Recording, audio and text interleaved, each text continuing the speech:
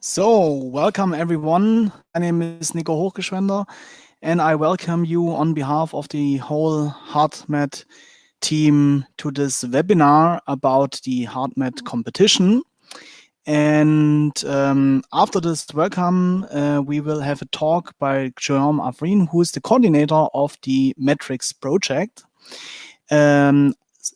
Sadly, he could not make it today, so we will show and play a video where he will talk about the general ideas and scientific objectives of the Metrics project.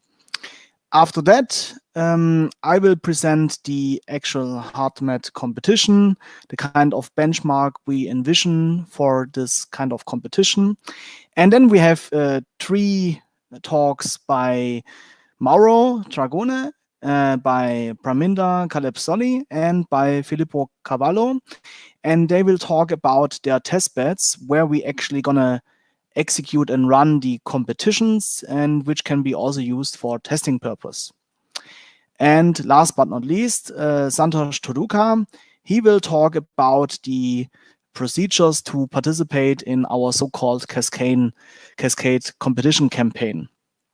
After that, we will have an open discussion where we all welcome you to participate, where you can ask questions about the actual benchmarks, how to participate, why actually one should actually participate, and so forth. If you like, we highly recommend you that you go to slido.com with the code #789, and there's a poll which you can answer, and where you can ask questions at any time, and we will try to answer them in this webinar or also later. So please feel free to post your questions and thoughts there. You can also ask questions via YouTube chat. Those will be also monitored by us. So then I think it's time to start with our first talk, which is by Guilluame.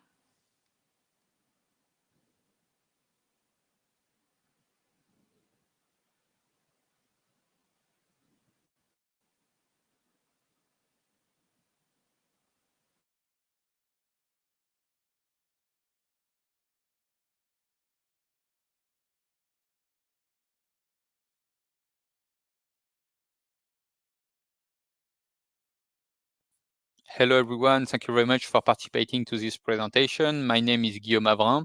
I'm head of the evaluation in AI department at LNE, the French National Laboratory for Metrology and Testing, and I'm also coordinator of the H2020 Metrics project, which will be the focus of this presentation. The basic observation that is driving the Metrics project is that there is a real need to evaluate AI and robotics technologies in order to bring the supply of such system closer to the demand. Because we know that suppliers and equipment manufacturers are providing black box, sometimes non-convex, evolutive intelligent system, whereas end users are looking for trustworthy and efficient functionalities. So there is a need for end users to be able to choose between different technologies that are entering the market, to benchmark them with reliable measurements of their performances in order to select the best solution for their companies. And for suppliers, there is a need for third-party testing and conformity assessment to improve these technologies and drive R&D efforts. So one of the main objectives behind the metrics paradigm is to make sure that robotics competition are more than one of demonstration and adopt the form of repeatable and reproducible scientific experiments based on metrological principles. Thus, the first step of the project is to develop such an evaluation methodology, capitalizing on the consortium past experience, providing a rigorous and quantitative evaluation of intelligent system. Second, the reliability and validity of AI algorithms are at the heart of European concerns. This requires the competition to address both the behavior of the robot and the behavior of its AI algorithm. So the metrics is combining robotics and AI competition to mobilize both communities and to develop smarter and safer robots. Finally, our priority is to make this competition relevant to the needs of the industry and to maximize the take-up by the European AI and robotics communities. The project is collaborating with digital innovation hubs, clusters, and external sponsors. To carry out this project, Metrics brings together 17 European organizations specialized in the evaluation of artificial intelligence system and robotic system, and the main European player in the organization of robotics competitions such as Chirog, RoboCup, Rose Challenge, and so on. An advisory board, including the NIST, the National Institute of Standards and Technology from the US, and the Queensland University of Technology from Australia, as well as a robotics stakeholder boards of more than 10 members, are ensuring the sustainability of the initiative beyond the 3 years of the project. Regarding the organization of the evaluation campaign, each competition will last 3 years with 1 dry run and 2 official evaluation campaigns, so as to estimate the order, so as to estimate the technological progress through the competition and provide short development and test loops. The evaluation method used to evaluate the performance of an intelligent system, be it a complete robot or specific algorithms, is always the same. It involves comparing the output of the system being evaluated, their prediction or behavior, with reference responses defined by human experts. And metrics are used, which are mathematical formulas, are used to quantify the difference between the output of the intelligent system that is evaluated and the reference response from the expert in order to measure the performance. So each metric competition includes functionality and task benchmark. The task benchmark investigates the performance of a robot system when executing a given task, for example, to fetch for a glass of water when asked by a human. The execution of the task therefore requires the use of several functionalities of the robots. And the functionality benchmark investigates the performance of a robot component when executing a given functionality, meaning a unit of capability that is too low level to be useful on its own to reach a goal, for example, to understand the fetching order, to detect obstacles, and so on. This breakdown of benchmark addresses the evaluation need of end users, integrators, equipment manufacturers, allowing both to verify the overall performance of the robot and to identify the technological parts to be improved. For each competition, Metrics is organizing both evaluation campaign in physical environments with physical testbed targeting the robotics community, and evaluation campaign based on testing datasets called Cascade evaluation campaign and targeting the AI community. The datasets used during the Cascade evaluation campaigns are produced by the robots participating to the field evaluation campaign, for example, images for object recognition. Thus, each Cascade evaluation campaign is in an interspace between 2 physical environment evaluation campaigns. Thus, the 4 metrics competitions are implementing this common evaluation framework. However, the task benchmark and functionality benchmarks that are considered are different between the different competitions. The HealthMet competition, for example, in the health area, is focusing on assistive robots, whereas the RAMI competition in inspection and maintenance of infrastructure is considering inspection autonomous robots with an underwater track and aerial track. The ACRE competition in agri-food is evaluating weeding robots, and the ADAPT competition in agile production area is considering collaborative assembly robots. So how to get involved in metrics competition? Well, you can do it as a participant. What does it mean? It means that you can register to the competition you are interested in by sending an email to the organizers, and you will have access free of charge to the evaluation tools made available by the consortium during the evaluation campaign. It will allow you to have your system evaluated by trusted third parties and to position this technology in relation to the one of the other participants and to set up new collaborations.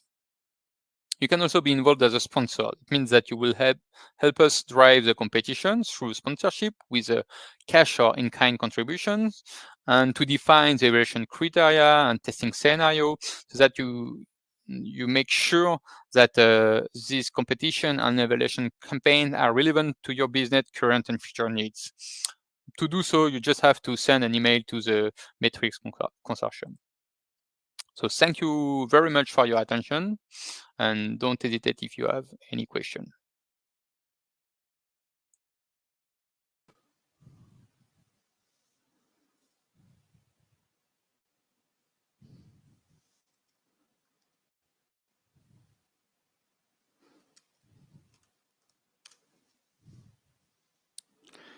Okay, so that was the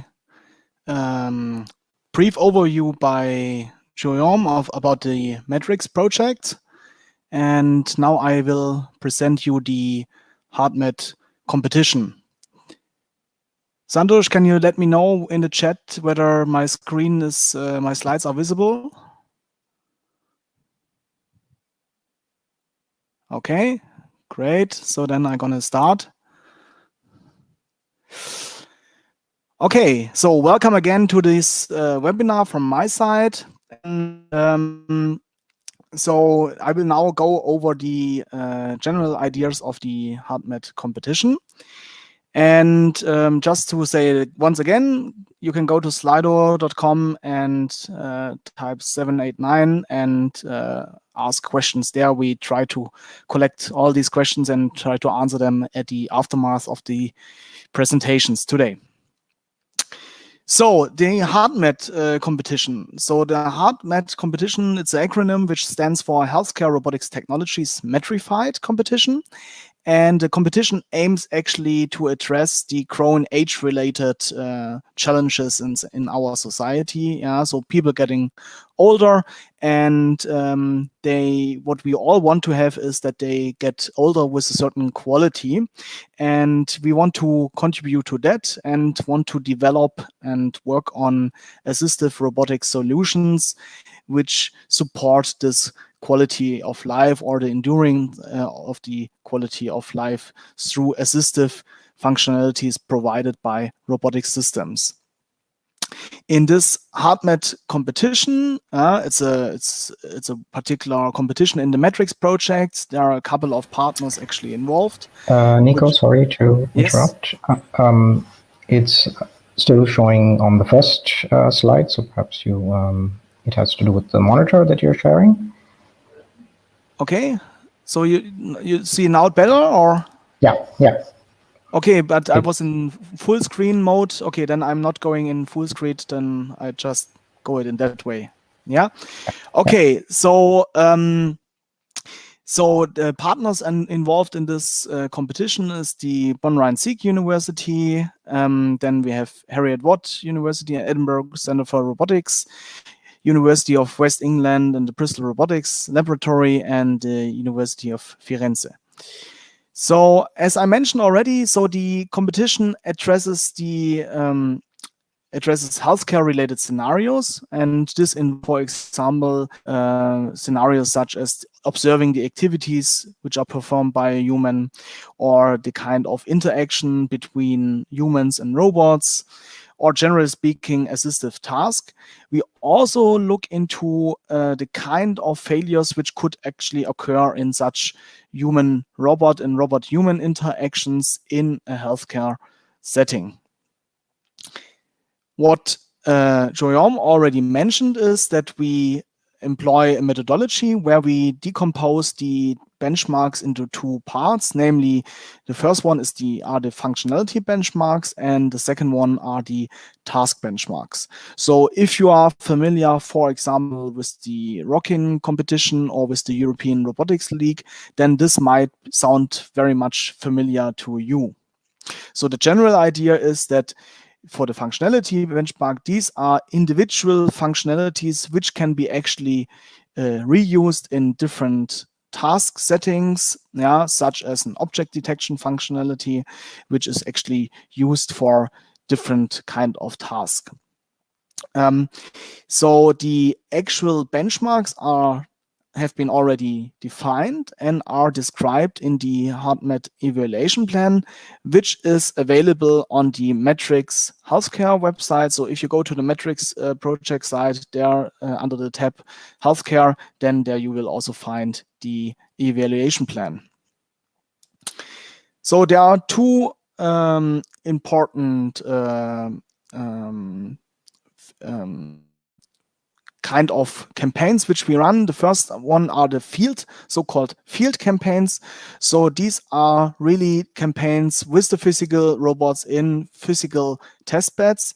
And the partners in the HardMet competition, they bring in actually their test beds, and we will later also see in the presentations from Praminda, Mauro, and Filippo details about their actual physical test beds. So there's 2 field campaigns scheduled.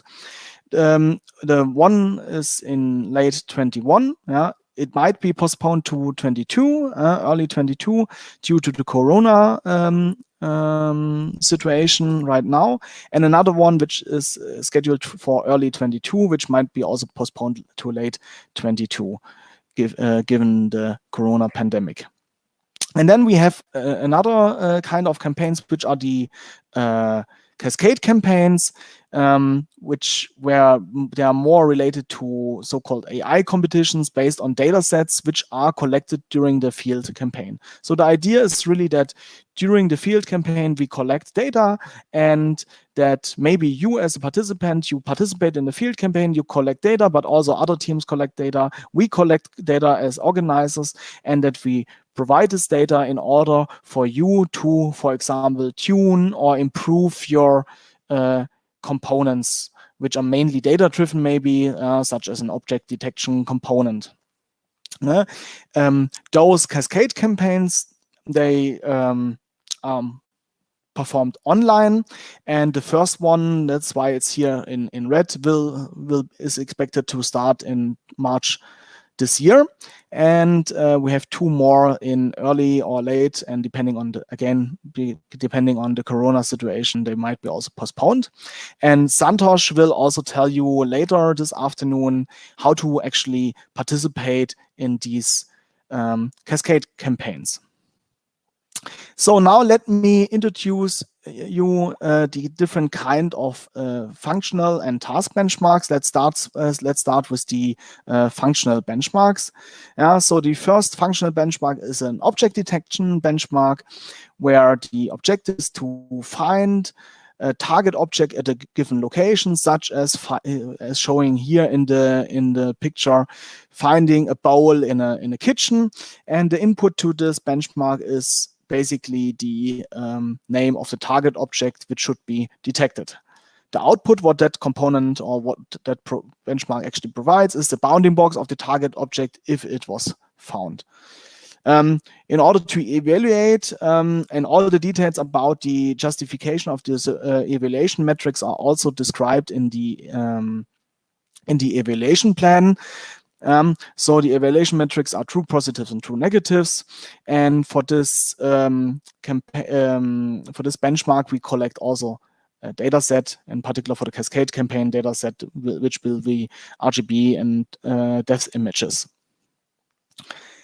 Another relevant benchmark is the activity recognition. So here the idea is to recognize daily living activities, such as the person here getting clothes and putting a jacket on, or other daily living activities, such as opening or closing doors, or standing up, sitting, walking, manipulating, for example, household objects. The input to this benchmark is nothing, but the output should be the recognized activities. Again, here, evaluation metric will be a true positive count, and for the Cascade campaign data set, we're going to collect RGB images, depth images, and depending on the testbed, also data from wearable sensors, such as watches and others. A third functional benchmark is the gesture recognition, which is actually quite relevant when you want to interact with a robot. So here the idea is to recognize different kind of gestures performed by humans, such as here the video on the right, where there is some kind of a stop sign showing to the robot that maybe the robot should not come closer, or another one here, thumbs down or thumbs up. So the output here will be the number of the recognized activities and the type of the recognized activity, and the evaluation metric will be true positive count. And similarly for the activity recognition, we're going to collect in the Cascade campaign data set RGB images, depth images, and data from wearable sensors. Another very relevant benchmark is the robot to human and human to robot handover task. So here the objective is that, for example, the robot wants to hand over an object to a human, and the input will be the actual object to be handed over, and the output will be the result of the handover, which could be, in the simplest case, a failure or a success. And the evaluation metric will be a set of achievements for the successful handover, such as reaching to the person and maybe finally also giving the object to the human. Interestingly, there are different kind of situations which actually could occur here. So here you see the Toyota HSR, which tries to give the sponge to this person, but the person is actually not reacting at all and is ignoring the robot. So that could be considered as a failed handover. In order to assess this benchmark, more data is actually required. So that will be a multimodal data set. So RGB images, depth images, data from force torque sensors, and joint states. In the Cascade campaign challenge, the actual challenge will be for you, because this would be a purely data-driven competition, whether you detect successful and unsuccessful handovers. Now let's move on with the kind of task benchmarks which we foresee in the HardMet competition. So the first one will be an item delivery. So the object here is that you deliver a specified item to a person. The input is the object you would like to deliver, the location where you can find the object, and the person's location where you expect the object to be. So imagine bringing a glass of water to a person sitting in a chair. The evaluation metrics will also follow the achievement approach, which some of you might already know from previous competitions. So that will be the location of a specified item. And here you also see the relation to the functional benchmark, because we refer to existing functional benchmarks in our HardMet competition, such as object detection or handover. Another one is the assess activity state. Here, the idea is that the robot should be able to assess the activity state of a person visually and through a dialogue. And the input will be the person's location, such as a person sitting in a chair, and then the kind of achievements the robot needs to do are to locate the person, to visually assess the activity state, such as whether the person is standing, sitting, etc., drinking. That will relate to the activity recognition functional benchmark. And then the robot should actually start and initiate a dialogue with the person in order to confirm this assessed activity state. So we have a set of certified test beds in the HardMet competition, and those certified test beds, they will be used by teams for testing and also for participation in the field campaigns. And we have 3 test beds, 2 in the Great Britain and 1 in Italy.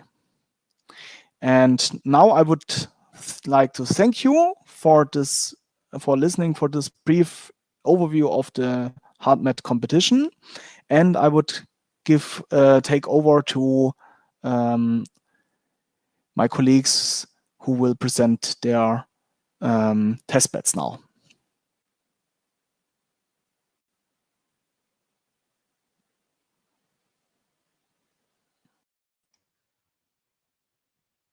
You are Thank you, muted, Nico. Santosh. Yeah, sorry. Yeah.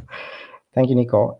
So I'd like to welcome now Mauro Dragone, who is an assistant professor at the Institute for Sensors, Signals and Systems at Heriot-Watt University, and he will talk about the assisted living testbed at his university. Thank you very much, Santosh. I share my screen.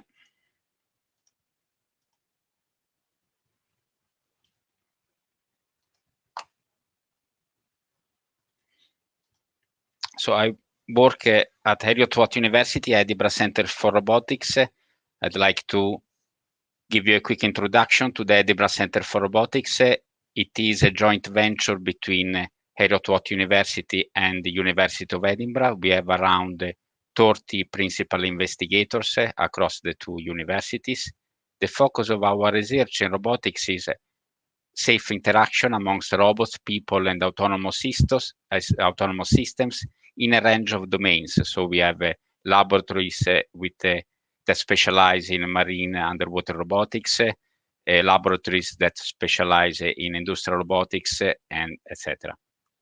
We also have a 4 years PhD Center for Doctoral Training funded by the Engineering Physical Science Research Council. We had 64 students between 2014 and 2018. The CDT was renewed in 2019, so we recruited in 2019 and 2020, and now we are recruiting for fully funded positions available from September 2021. I will give you a highlight of our activities in assistive robotics. We are part of an international network of research laboratories for this domain. With the University of West of England, we are part of the UK Robotic Autonomous System Network. Our own test bed is a 60 square meter apartment. We have a common living area, a bedroom, a bathroom, a hall, and a kitchen. You can find the exact floor plan at that ralt.hw.ac.uk website. Our key activities are dataset creation and development and validation of assistive robotics, but not only robotics. We are interested in the conjunction, integration between robotics and IoT, such as smart home and telecare technology.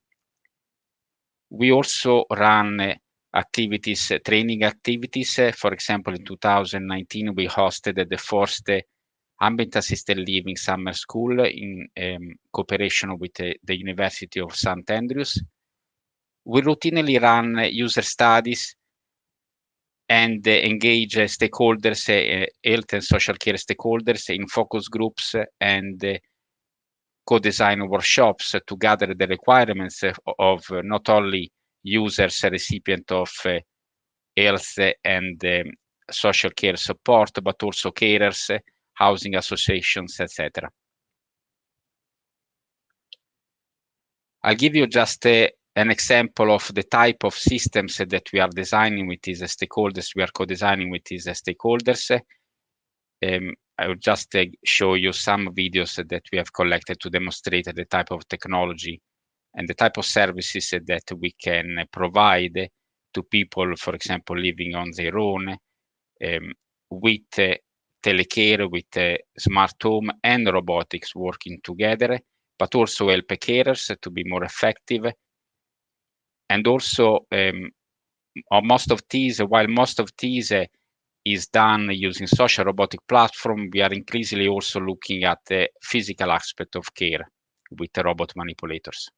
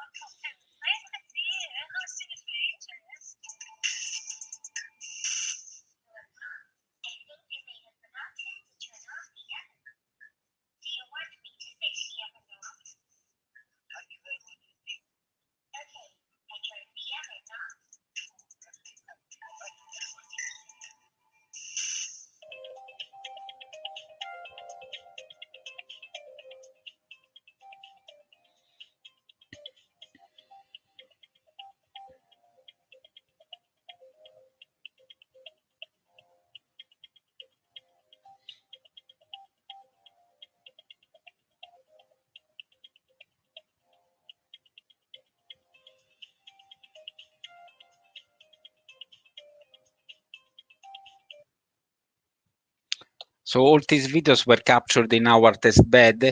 I show you other scenes from our test bed from 2018. This is a local tournament of the European Robotic League consumer robotic competition. The video shows the robot from Team Homer from Koblenz University, which won the local tournament. I suppose one of the highlight I can say here is that if you come at Heriot-Watt University, we can give all the team, to each team, a bottle of whiskey, Scottish whiskey distilled at Heriot-Watt University, because we have a master in brewery and distillery.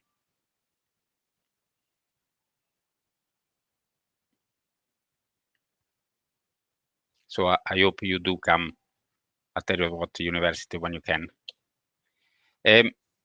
So we use the laboratory for these activities, but obviously this is a difficult time for everyone, and we have tried to understand how we can continue doing this work at this time of social distancing and the lockdowns and variable social distancing requirements.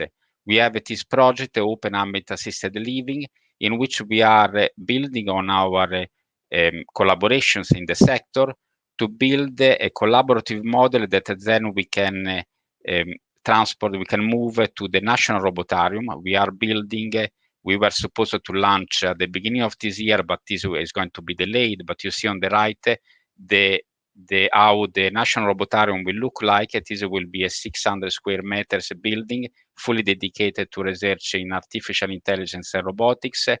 And as part of that building, we will have a new test bed for assistive robotics, a 90 square meter apartment, again equipped with the Internet of Things and robotic technology. From a technical perspective, what we are doing in this project is using cloud tools to amplify our capacity for research, development, innovation, but also learning and teaching, because we use a technology to make the best use we can of our current laboratory. At the moment, we cannot be in the laboratory. We have a maximum occupancy of 3 people at any given time, but using this technology, we are enabling a number of students. At the moment, we have a team of 7 PhD students working on the Toyota human support robot, and 7 master students working on the Tiago robot from BioRobotics. An overview of the tools we are using at the moment and that we offer to teams that are interested in participating to the cascading campaign and to the field campaign in Matrix. We can provide a ROS gazebo simulation and a Unity 3D model of our environment. We have updated our teleconference system, and we have a network of CCTV camera that can broadcast the activities, live activities from the laboratory over a YouTube channel. We are testing advanced examples of telepresence robotics to enable people to be in the laboratory virtually. We are also using mainstream cloud platforms such as AWS RoboMaker to enable third-party groups to program, to push their software from over the cloud to program our robot, so that they can run tests of their software on our robot. Thank you very much, and personally thanks to the small group of researchers and the PhD students that are helping with these activities.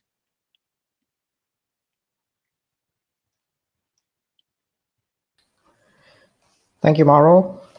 So now I'd like to welcome Praminda, who is a professor of assistive robotics and intelligent health technologies at the University of the West of England.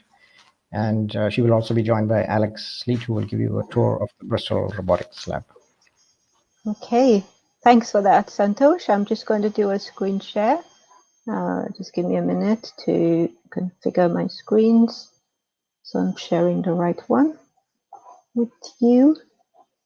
And share screen. Okay.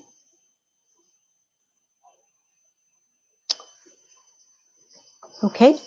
Are you able to see my screen? Yep, there we go. So this is the University of West of England BRL metrics team.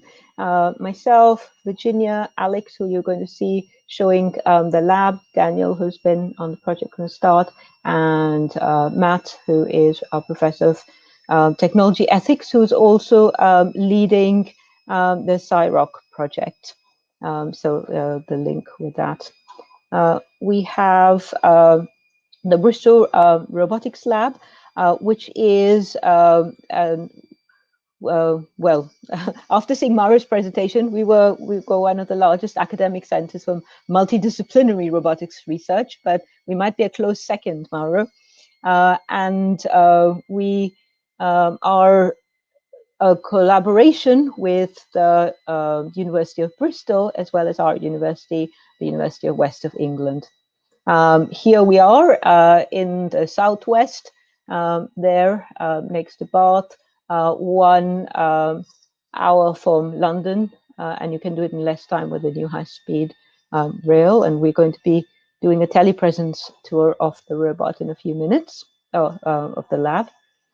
We work on a wide range of application domains, from bioenergy to enable self-autonomous robots to be sustainable, and nuclear decommissioning, focusing on using remote teleoperation for dangerous environments. We also have a driverless cars project. This is one of our pods from the Flourish project. And then, of course, my area of assisted living. All of our applications underpinned by foundational research in a number of core areas, including machine vision, HRI, neurobotics. Robot evolution is a new area for us, where we are evolving robots in different ways.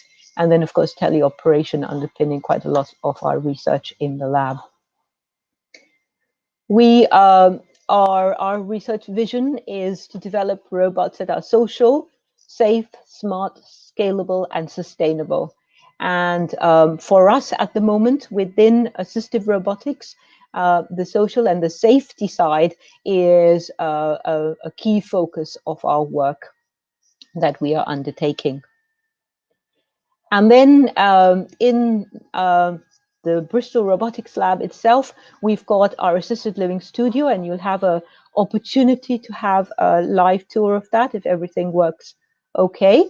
And we are looking to address issues related to supporting people's well-being and health, and particularly looking at social isolation, so the use of telepresence robot and digital assistants, looking at how we address a shortage of care staff, and looking at how we can accelerate the development and the deployment of robots by using teleoperation, looking at how we can support people to self-manage their long-term conditions. And some of the videos that you saw from Mauro and the work that Nico was describing, using socially and physically assisted robots to enable that level of self-management and autonomy. And also looking to see how we can integrate smart home sensors and artificial intelligence to be able to provide the robots with more contextual information about what the user is doing in the environment, and combining that with wearables, etc. You can get more information about our testbed from the EU Robotics website. And we work alongside, in fact, our work is underpinned and informed by our partnerships with our health and social care local providers and older adults organizations. Our key partnership at the present time is with North Bristol NHS Trust Hospital. And we are working with them to start to introduce some of our robotics technologies in the hospital. Our role on metrics on HeartMet is to contribute to defining test scenarios and the test environments, And we will be hosting the first evaluation campaign, as Nico said. Unfortunately, that will be delayed to the spring of next year from the current basis on the current situation that we have with COVID. And our ambition is in HeartMet is to go beyond the performance function benchmarks and try and encapsulate a more comprehensive evaluation framework, looking at user acceptance of these technologies, because from our experience, you can build the best robot, but if the user is not happy to have the robot in their home, then that's going to be, it's not going to be very successful at all.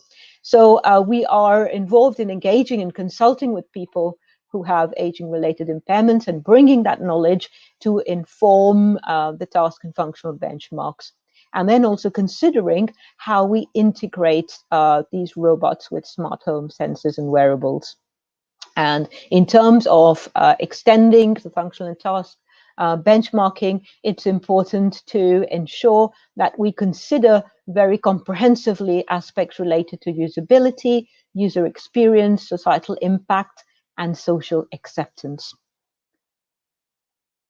And we have our own competition team. At the moment, things have been very quiet because of not being allowed in the labs. Our team is called HEARTS, Healthcare Engineering, Assistive Robotics Technology and Services. And we have competed in quite a few competitions, including Mauro's Testbed as well in Edinburgh. And I will end my part of the presentation with hoping that in the spring of next year, you will have the opportunity of joining us in our Cascade, in our first competition in our lovely city of Bristol. Very colorful and cheerful. So what I'm going to do now is I'm going to end the slideshow, but I'm going to connect to the telepresence robot in our test bed for the last 5 minutes of our talk to give you an experience of what it's like inside our test bed. So can you see my screen with the robot available? Yep. Yeah, I think you can see that. So here we are, wherever you are in the world. We are now going to zap you into here. So I'm just going to, I've got to do something before I do that, which is I've got to stop my camera here. Otherwise it won't let me connect. And I hope that the microphone works okay.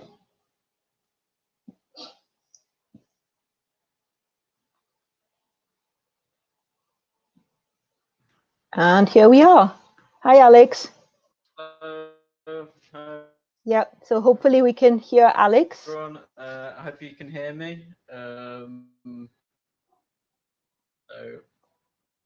Yeah, Alex, I'm just going to change the bandwidth of this a second because I think it's, I'm going to just change the target quality to, I'm just doing that.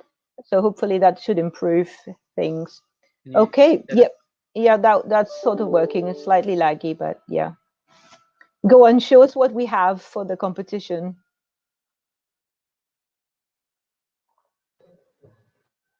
Yeah, you'll have to speak a bit slower, or I might have to speak. This is welcome to our studio. We have. Okay, welcome. This is our assisted living studio. We've equipped it with. No, this is not working, Alex. So I'm going to have to speak, and you can point to stuff if you can hear me, because it's rather laggy for some reason. I don't know why. So yeah, this is our Tiago, where we've been collecting data, which Santosh will be able to share. The home is connected to a range of wireless sensors. So if I zoom into here, hopefully that zooming is going to work. Yeah, so we're using Z-Wave sensors, and we're using OpenHab. You can see the OpenHab dashboard here. We've also got a setup, if I'm just going to turn the camera up so we can see the Vicon system up here, and then we've also got webcams, etc. Sorry, the robot's going to try and escape a second. So just turning around the studio, we've got other types of robots there. You see a Leo Walker. We've been doing some data collection with that. I'm just going to turn around now. Wow, it's so laggy. And here, let me just see if I can give it a couple of minutes to settle, and let us go to here.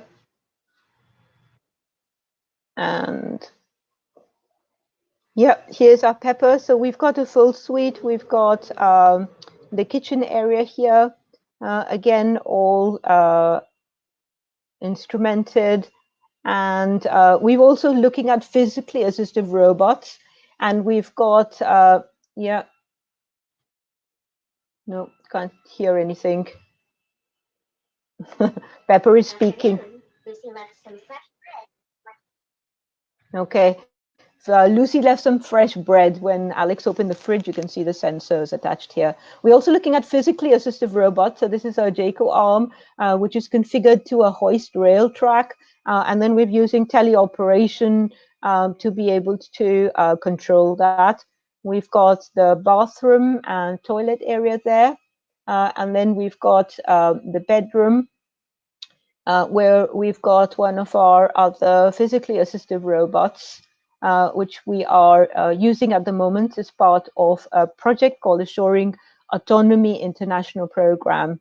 And we are, you can see the floor plate there on the ground, the bed and everything. So this can be parked to one side. During the competition, we take off the, it's a modular robot, so we can detach the bottom end effector parts. So I think that's it from me. I hope you have the opportunity to be here in person. Alex, you can try and speak, but I don't know if it's going to work because you were really laggy. Yep, and say bye to Alex. Yeah, I'm not sure. Yeah, no, I don't know, for some reason it's so laggy. Sorry, I'm a robot. He's a robot. I've been doing teaching using telepresence robots, where students have been able to come into our lab through the telepresence robots and work with remote desktop to connect to our other robots. So I'll stop there, and thank you, Alex. Thanks for that. I shall put it into parking mode and hang up.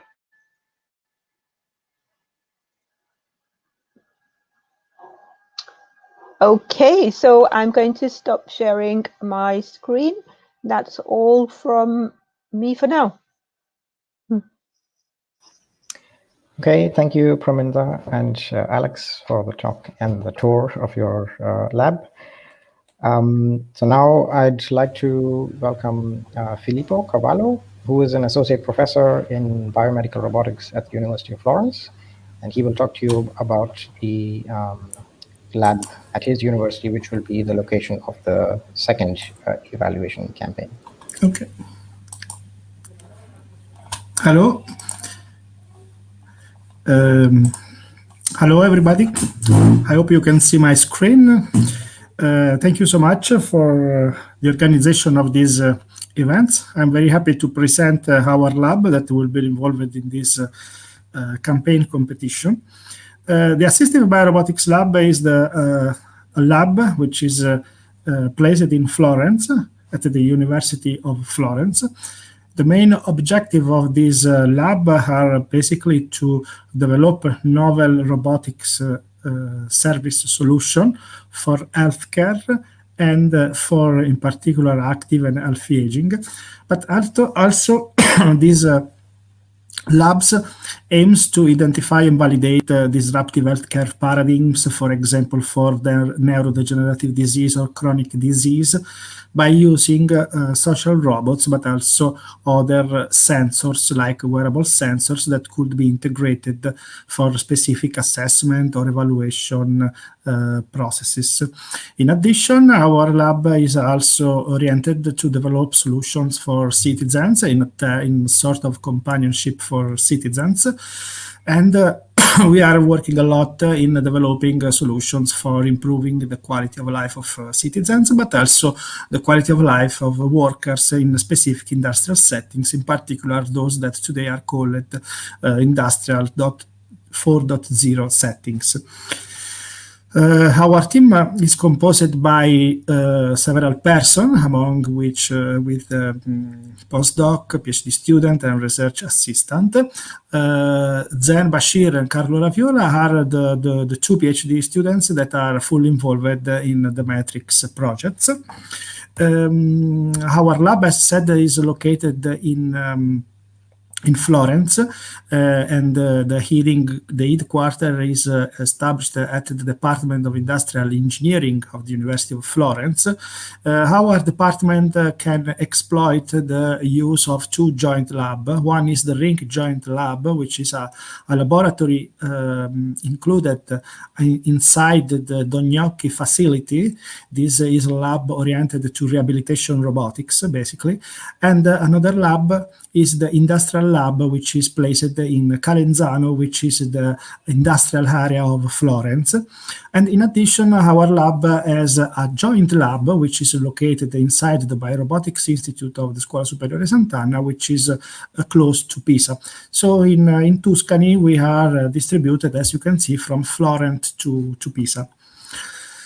Our research portfolio goes from the human biomechanics, the development of assistive ICT robotics, the healthcare assessment devices, and the development of cooperative social robotics and artificial intelligence solutions. So we have a widespread portfolio of technology research topics, which can go from the healthcare until the assistance and the industry 4.0.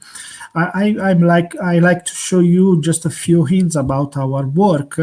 And particularly, our work aims to develop at the end of the story an ecological cooperative system to assist people in specific settings.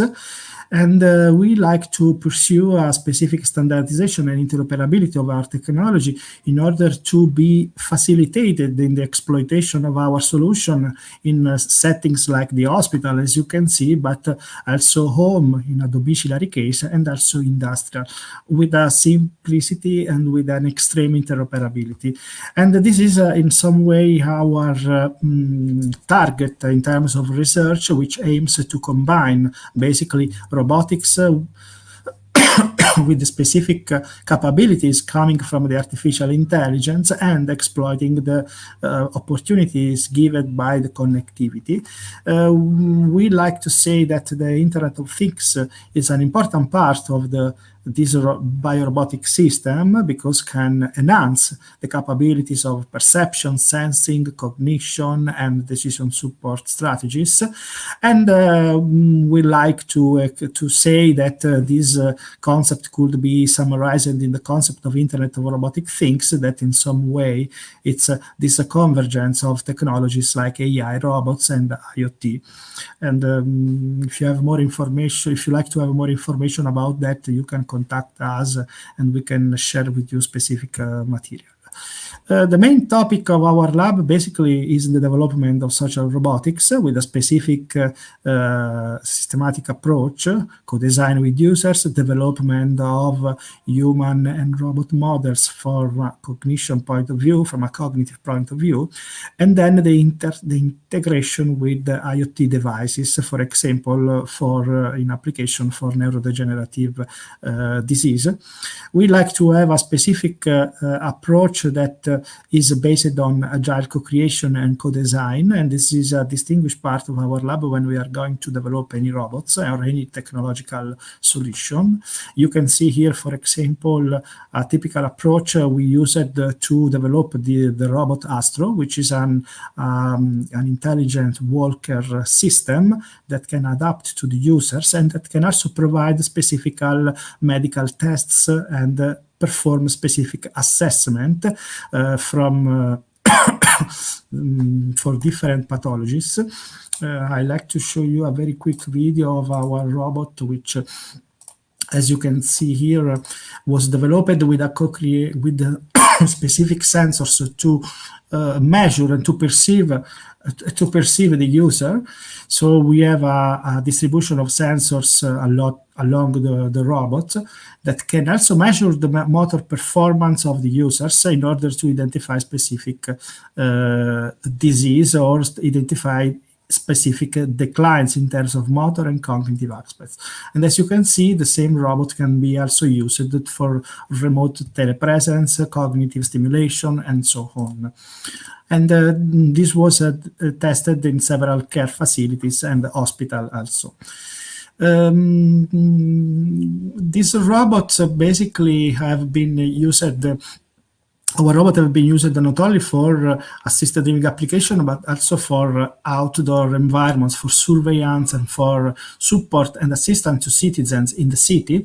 And also our robots were converted in robot for sanification during the last months because of the COVID emergency. I take the occasion to say that more or less we are working with the same software architecture. So we are able to move from one platform to the other without any specific problem. And here you can see, for example, the two robots that were tested in the city of Prato in the square just in front of the station for surveillance, basically.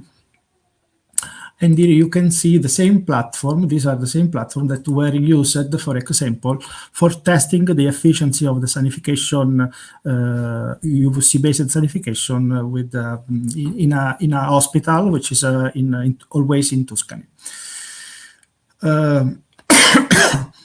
We have been working a lot also with other robots, more commercial robots for gesture recognition. And we have developed also specific approaches in which we combine wearable sensors and camera sensors on the robots to identify activity recognition, gesture recognition, and more complex tasks.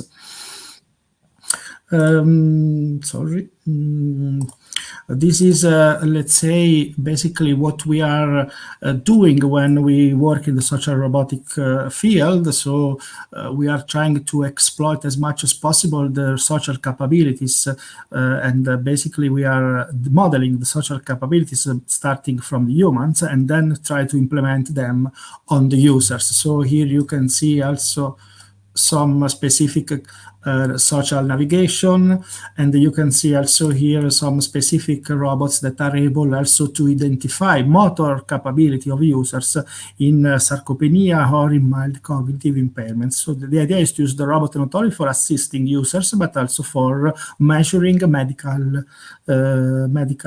parameters, clinical values that are useful for clinical diagnosis, clinical application, diagnosis, rehabilitation, and so on.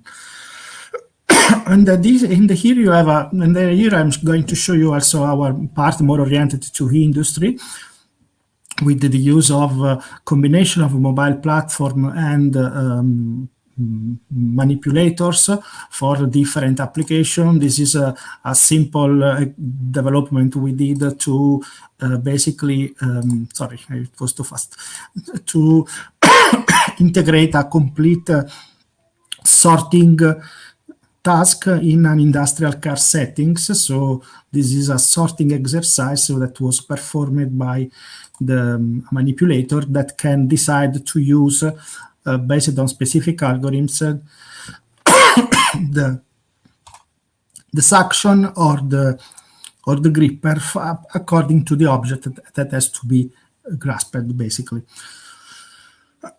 And also we have been working in smart hospital application for logistic, for example, in in the management of bloody bags or something like that. So we are, let's say, very open to host you in our facility during the competition. We can give you the full support with several softwares and several architectures. So we are really looking forward to create this community of players for our robots. But for those who are also are willing also to integrate the wearable sensors, just consider that we have also some sensors that are already integrated with ROS that can be used for enhance or for improve, let's say, specific applications where gesture recognition, for example, or human-robot interaction are required. Here you can see our sensors that were developed by us and that now are used in the specific clinical trial, but that we are able to use also in the human-robot interaction. So I will be a bit fast in this part, which is more clinical, but we are having pretty nice results in Parkinson, in MCI, and also in apathy or other dysexecutive syndrome. So thank you. That this is our group, and here you can see a part of our robots that up to now we have in our lab, but we have also more robots that are also available. Thank you so much. Thank you, Filippo.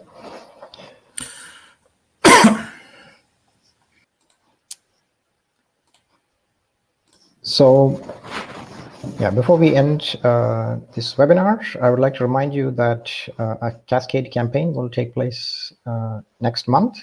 So the competition will be hosted on CodaLab, which is a platform where several AI and machine learning competitions are hosted. So once we announce the start of the campaign, you can participate by simply creating an account on CodaLab and registering for the competition. We start with the activity recognition Cascade campaign, which is split into 2 phases. So in the first phase, we provide you with a relatively small data set consisting of a validation and test set, both of which contain color and depth video clips of persons performing several different activities. And in the second phase, we provide you with a larger data set where some of the video clips will be accompanied by wearable sensor data similar to the ones that Filippo was talking about and also Mauro.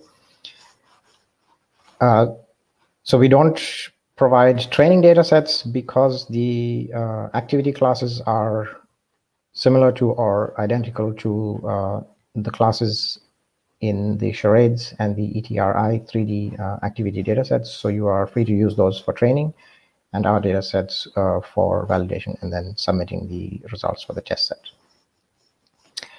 And shortly after the activity recognition challenge, we will also release the following challenges as competitions on CodaLab. For the object handover challenge, the task would be to classify the video of the robot performing a handover as successful or not, given the data including the force shock sensor on the wrist and the joint states. And similarly for gesture recognition and object detection, it would be that you get a data set with video clips or images, and you need to classify the gestures or detect an object. So if you are a team or an individual who is interested in participating in either the field or the Cascade campaigns in HeartMed, you can write us an email to let us know that you are interested, and we will keep you informed of when the events take place. You can also watch our website and the EU Robotics mailing list, which we will announce events there. Also, if you are from industry or work in the healthcare sector and you want to contribute to or discuss the design of the benchmarks, then also feel free to contact us regarding this via email. Thank you. And now I would invite you to ask any questions or items that you would like to discuss via the YouTube chat or on Slido. And I will invite also our speakers back so that they can answer any questions.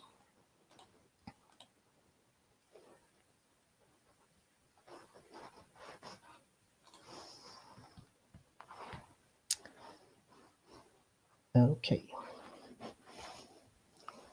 And Filippo.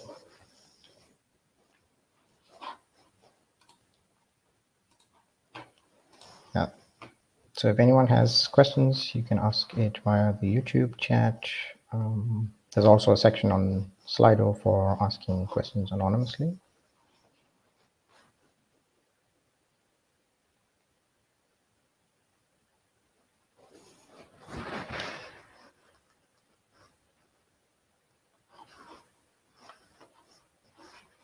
Wait for 5 minutes.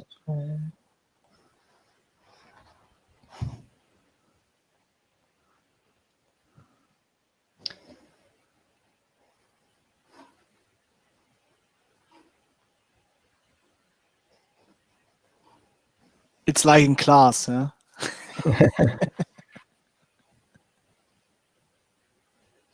I know I've got to do so much pushing to get students to turn on their cameras.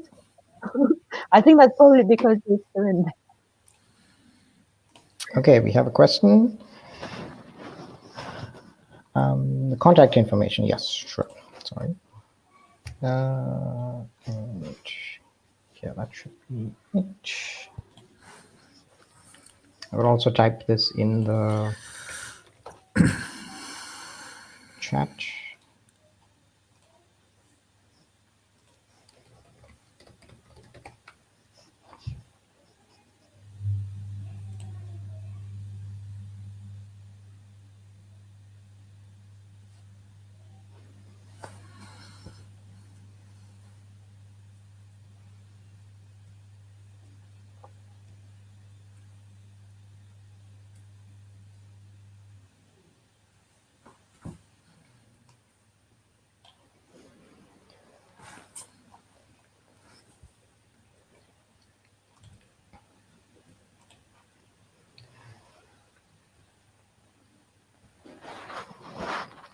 So yeah, so one of the questions is, are there any tasks related more to manipulation? Yes, we do have tasks such as grasping. So for example, for the task benchmark, which is item delivery, you need to grasp items which you then bring to the person. But also in the functionality benchmarks, we plan to add a grasping task. And I think the handover task would also involve manipulation.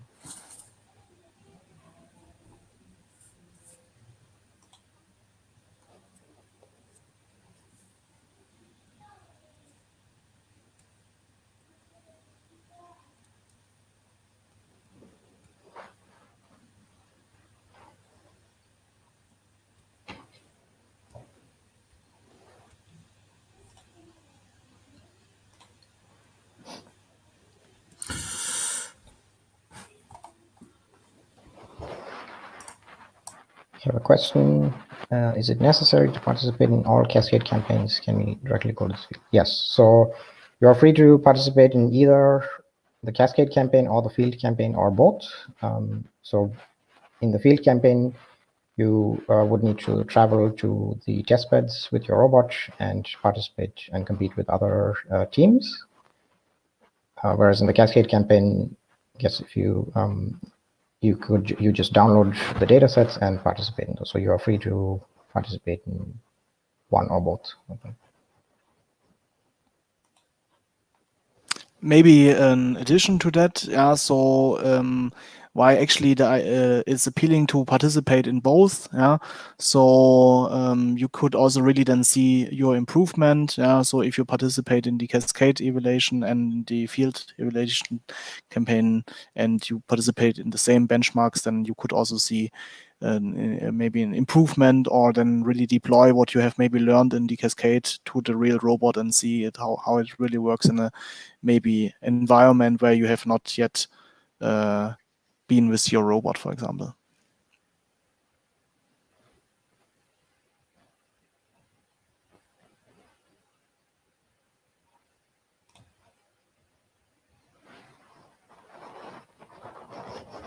Okay, we have a question. Do you provide any help to support travel?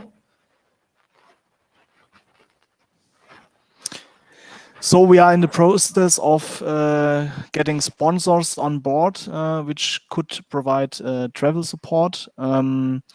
Given the current pandemic, that's a bit more challenging, but hopefully maybe there are also some sponsors now watching this and think this is a good idea.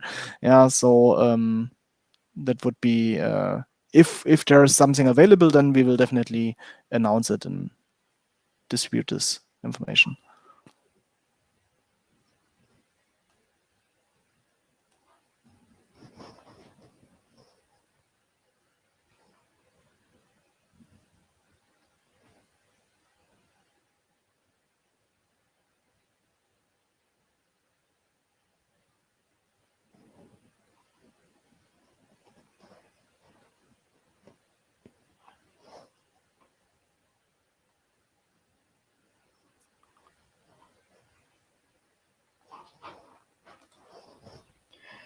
Okay.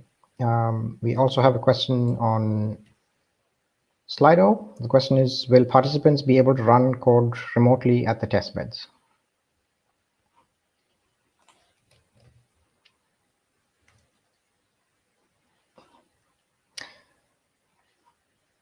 So I think Mauro can probably answer this. So yes, we are willing to help teams to test any of our facilities. So we are keen to see how we can help to run some tests. Of course, the resources are limited because anyway, even if you are controlling remotely a robot in our test bed, we will need staff in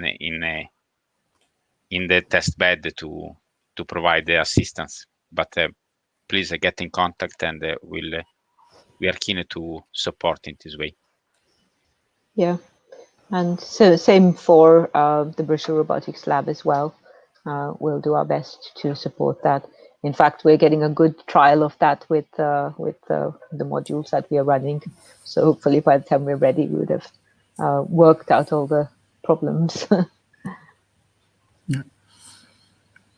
Maybe if there are some PhD students, for example, that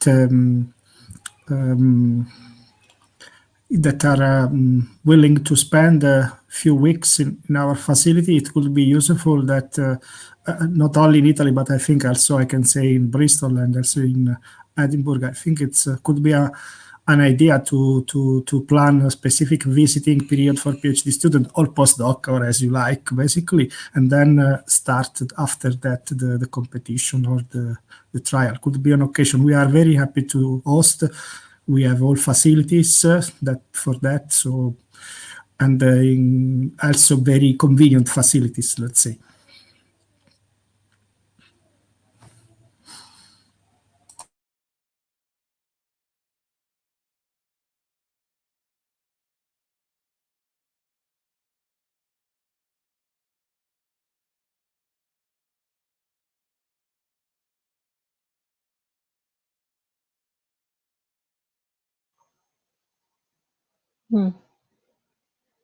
That's a good question.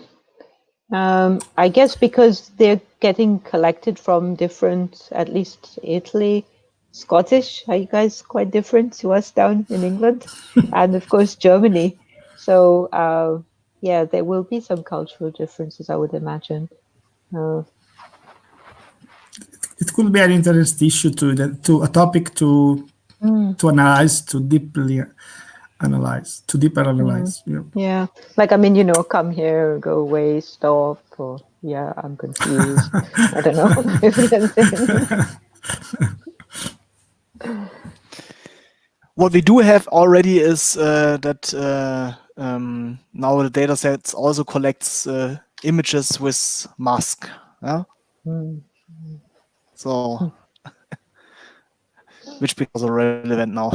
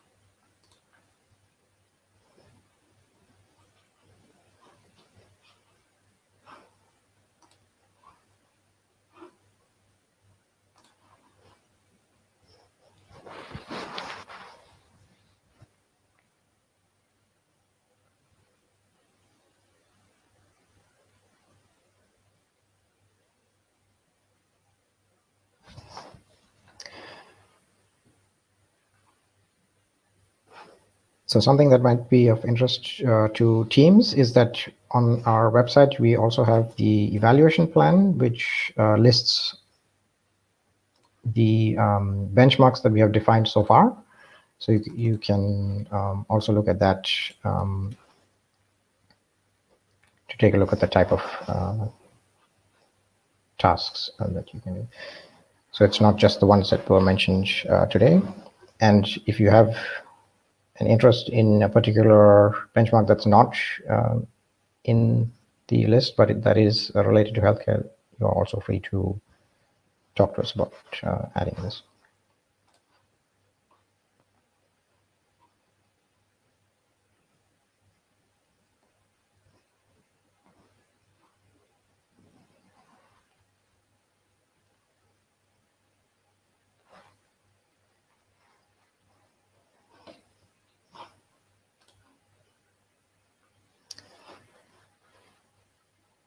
Okay, so then if there are no more questions, then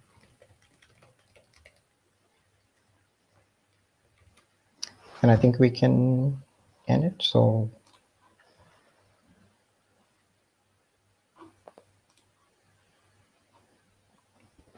yeah.